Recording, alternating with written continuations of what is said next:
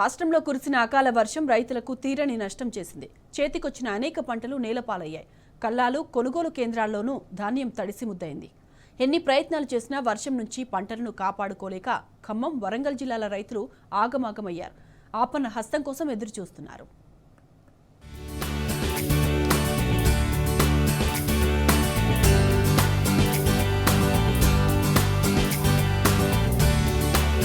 ఆరుగాలం శ్రమించిన అన్నదాతలకు అకాల వర్షం కన్నీళ్లు తెప్పించింది.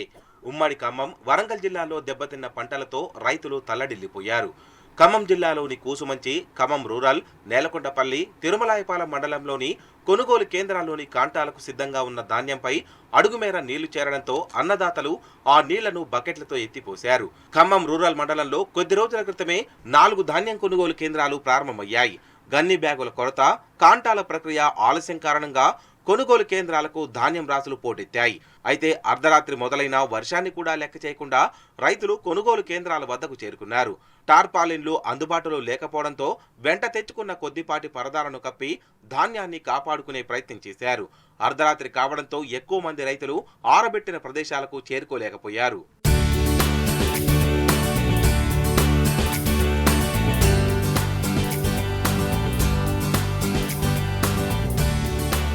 జిల్లాలోని తిరుమలాయపాలెం, దుమ్ముగూడెం మండలాల్లో కోతకు సిద్ధంగా ఉన్న వడ్లు రాలిపోయాయి. మదిర, బోనకల్లు, చింతకాని మండలాల్లో మొక్కజొన్న పంట పూర్తిగా దెబ్బతింది. కల్లాల్లో ఆరబోసిన మిర్చి, మొక్కజొన్న పంటలు తడిసిపోయాయి.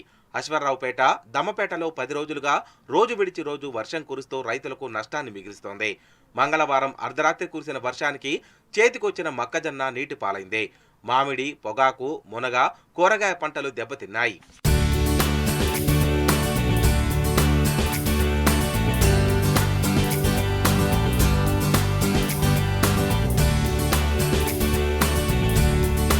ఉమ్మడి వరంగల్ జిల్లా వ్యాప్తంగా మంగళవారం రాత్రి గాలివాన బీభత్సం సృష్టించింది.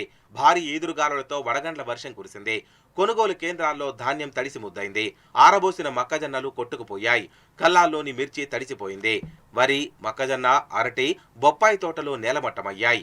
మామిడి తోటల్లో కాయలు రాలిపోయాయి.